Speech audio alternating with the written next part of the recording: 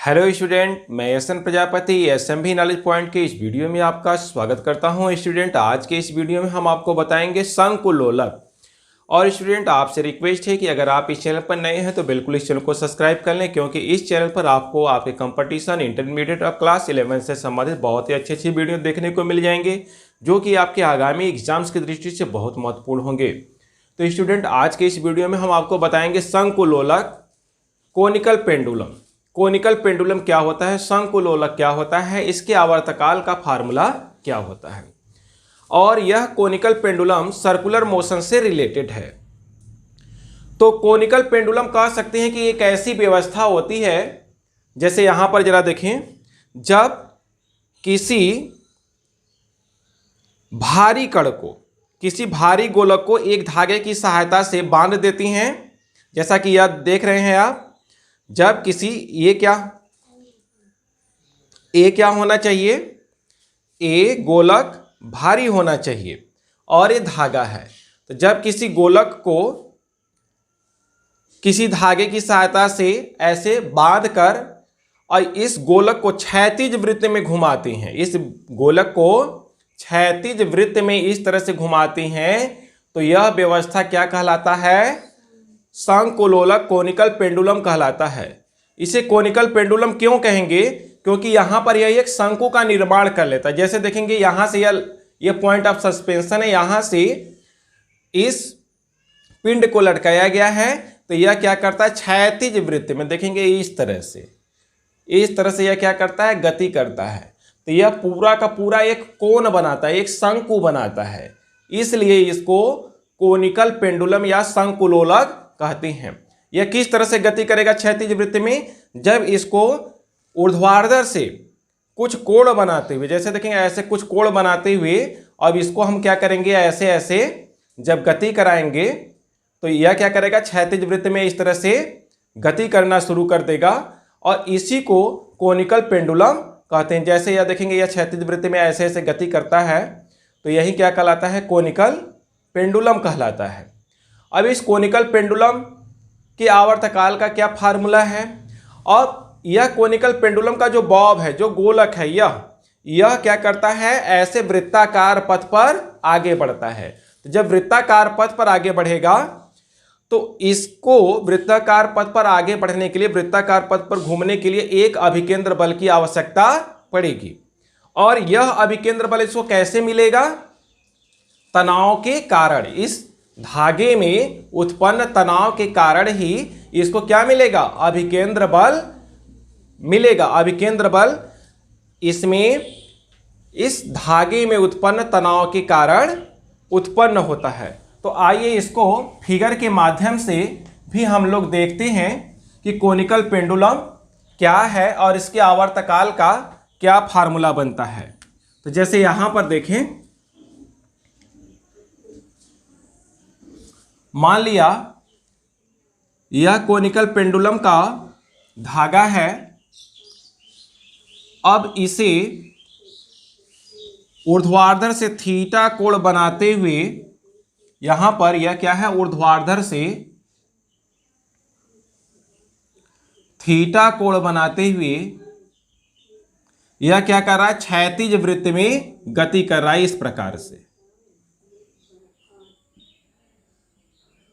इस प्रकार से यह क्या कर रहा है, क्षैतिज वृत्त में गति कर रहा है। तो यहां पर देखेंगे इस प्रकार से ऐसे यहां पर क्या बन जाता है, कोण बन जाता है, इसीलिए इसको हम लोग कोनिकल पेंडुलम या शंकुलोलक कहते हैं। आप देखेंगे यहां से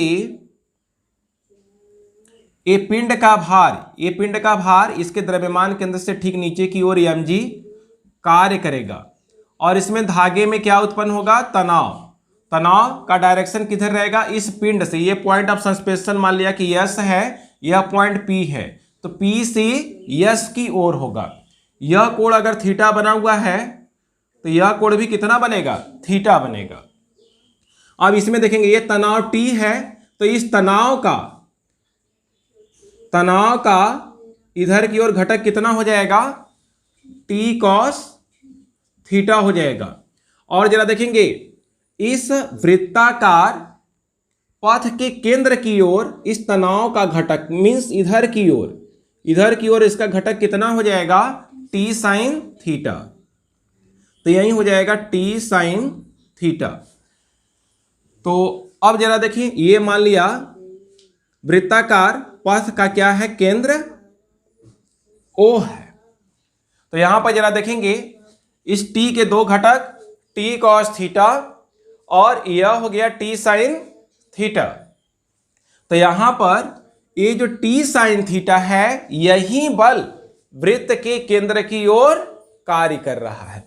देखेंगे पिंड से वृत्त के केंद्र की ओर कार्य कर रहा है। तो इसी टी साइन थीटा के कारण क्या उत्पन्न होगा, अभिकेंद्र बल उत्पन्न होगा, और वही अभिकेंद्र बल इस गोलक को वृत्ताकार पथ पर घुमाएगा। तो यहां पर लगने वाला अभिकेंद्र बल क्या हो जाएगा, टी साइन थीटा के इक्वल।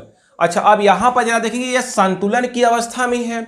संतुलन की अवस्था में कौन किसके बराबर होगा, देखेंगे टी कॉस थीटा बराबर यम जी। तो यहां पर जरा देखेंगे यहां संतुलन की अवस्था में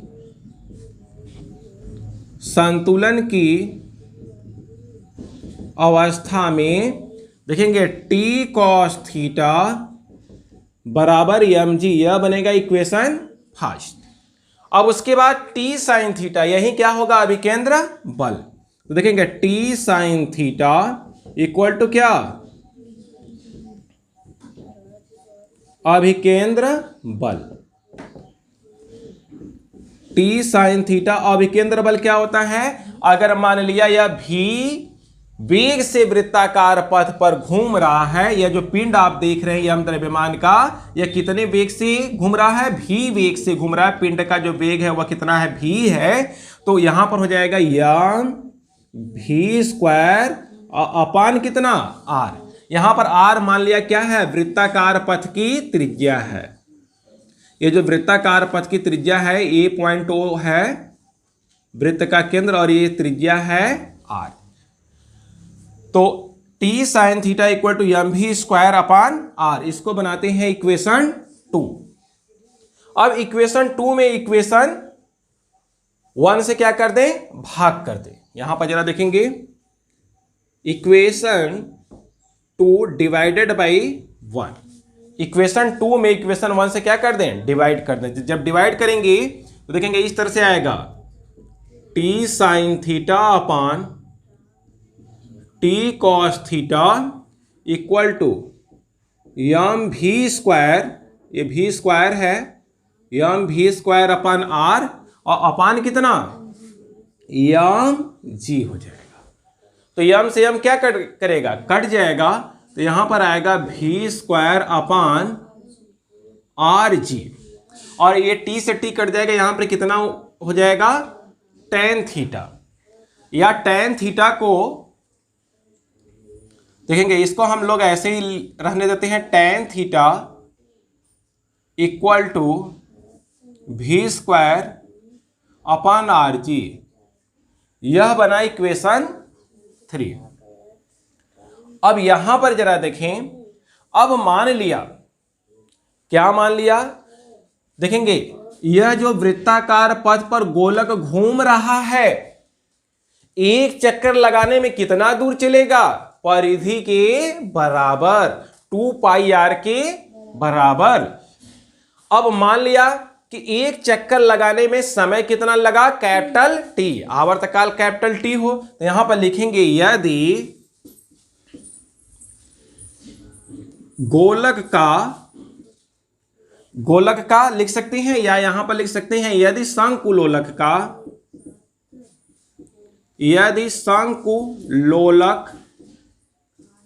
का आवर्तकाल, यदि शंकुलोलक का आवर्तकाल कैपिटल टी हो, तब क्या हो जाएगा, देखेंगे एक चक्कर लगाने में, इस गोलक को एक चक्कर लगाने में कितना समय लगा, टी समय लगा। एक चक्कर में कितना दूर चलेगा, वृत्त की परिधि के बराबर। तो वृत्त का परिधि कितना होता है, 2 पाई आर। तो हम लोग कह सकते हैं कि 2 पाई आर ये दूरी है, और एक चक्कर लगाने में कितना लगा, समय टी। तो जब दूरी बटे समय करते हैं तो क्या आता है, चाल आता है, वेग आता है। तो यही किसका मान हो जाएगा, वेग का मान हो जाएगा, v इक्वल टू 2πr बटा टी। इसको बनाएंगे समीकरण 4। तो बाई इक्वेशन 3 एंड 4 v का मान यहां पर उठाकर रख देंगे। तो समीकरण 3 तथा 4 से by equation 3 and 4 tan theta equal to, यहां पर v का जब मान रखेंगे तो कितना हो जाएगा, 4 पाई स्क्वायर आर स्क्वायर वर्ग हो जाएगा, 4 pi square R square upon R G और कितना टी स्क्वायर हो जाएगा। अब एक आर से एक आर क्या करेगा, कट जाएगा। तो यहां पर जरा देखें आगे, tan theta equal to 4 pi square R upon G T square, ये बना इक्वेशन 5। अब एक बात आपको और ध्यान रखना है, जरा देखेंगे इस कोनिकल पेंडुलम में धागे की लंबाई हम मान लेते हैं कितना है, स्मॉल यल है। यस से लेकर पी तक की जो धागे की लंबाई है वो कितना है, स्मॉल यल है। और इस कोण को, यह जो कोण आप देख रहे हैं, देखेंगे यहां पर यहां से लेकर यहां तक ये कितना है, आर है, त्रिज्या है। तो यह इस त्रिभुज में, त्रिभुज यस ओ पी में, समकोण त्रिभुज यस ओ पी में यहां पर क्या बनेगा, यह 90 डिग्री बनेगा, क्योंकि यह सीधा लंब है और ये क्या है, त्रिज्या है। तो यहां पर यह 90 डिग्री बनेगा। तो यहां पर लिखेंगे, देखेंगे समकोण त्रिभुज, समकोण त्रिभुज यस ओ पी में, यस ओ पी में देखेंगे sine theta, sine theta equal to होता है लंब बटा कर्ण। तो sine theta equal to R by L. अब आर इक्वल टू कितना होगा, R equal to L sine theta, यह बना इक्वेशन 6। यहां पर जरा देखेंगे, यह लंबाई यल कर्ण हो गया, यह क्या हो गया, लंब, और यह क्या है, थीटा है।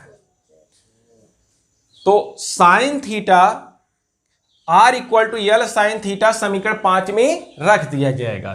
तो therefore tan theta equal to, यहां पर आर की जगह देखेंगे 4 पाई स्क्वायर, आर की जगह क्या रखना है, L sine theta upon G T square. अब यहां पर जरा देखेंगे tan थीटा, tan थीटा को भी हम लोग किस में बदल लेंगे, साइन थीटा बटा कॉस थीटा।